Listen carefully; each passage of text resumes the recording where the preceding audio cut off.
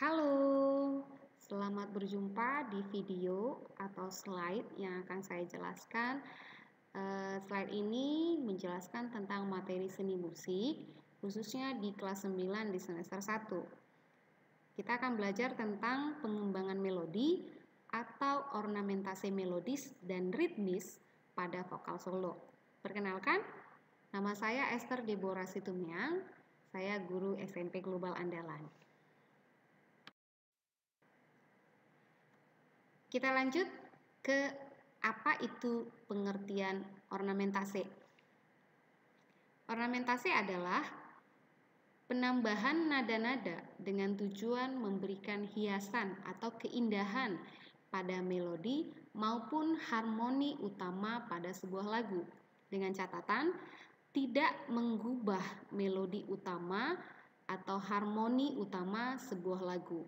Oke, dengan kata lain, ornamentase itu bisa disebut dengan improvisasi atau arrange atau aransemen atau bahasa zaman sekarang itu cover-cover lagu ya.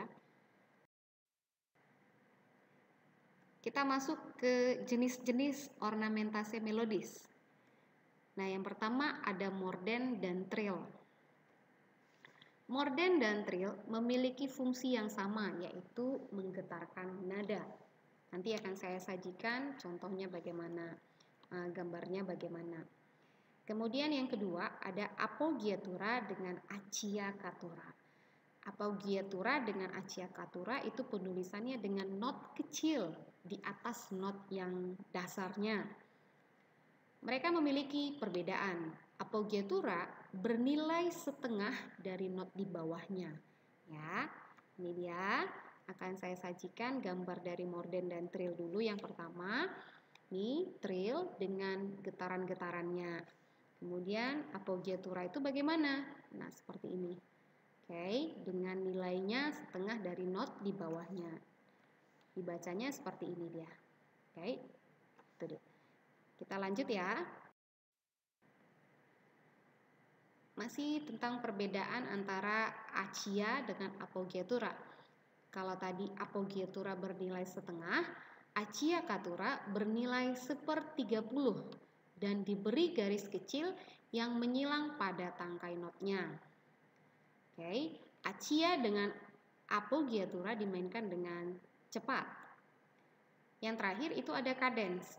Cadence itu simbol menandakan akhir dari sebuah lagu, yang dimana pemain atau penulis lagu di situ boleh berimprovisasi dengan bebas. Oke, ini dia saya sajikan contoh dari acciaccatura. Kalau tadi appoggiatura itu tidak ada garis menyilangnya, acciaccatura itu ada. Oke. Kita masuk ke teknik pengembangan ornamentasi pada vokal. Sebelum saya bahas tekniknya, saya mau mengingatkan tentang teknik vokal ya. Ini ada di materi kelas 7. Boleh di-remind lagi. Yang pertama ada pernapasan. Pernapasan itu ada dua, ada pernapasan dada dan pernapasan diafragma. Pernapasan mana yang paling baik? Pernapasan diafragma. Kenapa? Karena dia menghasilkan nafas yang panjang. Oke. Kemudian artikulasi. Artikulasi itu pengucapan kata demi kata dengan baik dan benar, baik itu huruf vokal maupun huruf konsonan. Kemudian frasering. Frasering itu kemampuan untuk memenggal kalimat. Kenapa harus dipenggal? Supaya kita dapat mengatur pernapasan. Yang terakhir itu ada pitch. Pitch itu jangkauan nada tinggi maupun nada rendah, agar kita tidak false dalam bernyanyi. Kita masuk ke teknik pengembangannya. Yang pertama itu ada distorsi. Distorsi itu suaranya memberikan kesan yang kasar atau seperti penyanyi rock. Kalau di Indonesia contohnya itu kakak itu bukan kakak beradik ya, tapi kakak penyanyi vokalisnya Slank. Yang kedua ada soft distortion. Soft distortion itu memberikan kesan yang lembut tapi serak, atau dengan kata lain itu serak-serak basah. Ya. Contoh penyanyinya Abang Judika. Yang ketiga teknik vibrato, mengatur gelombang lembut pada bagian not yang panjang. Oke.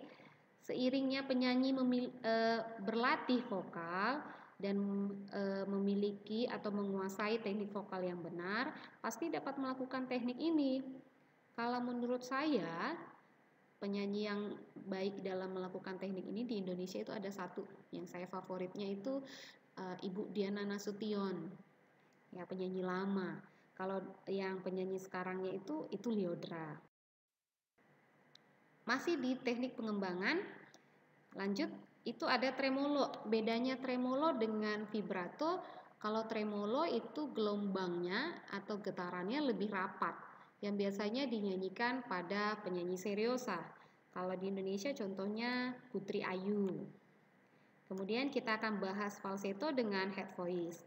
Head voice dengan falsetto itu memiliki kemiripan, ya. Kalau kamu mau tambah referensi, kamu boleh buka-buka YouTube. Di situ banyak sajian atau konten-konten tentang berlatih vokal, khususnya pada head voice dan falsetto, ya. Karena ini lagi tren untuk dilatih head voice ini, sepertinya di zaman sekarang ini.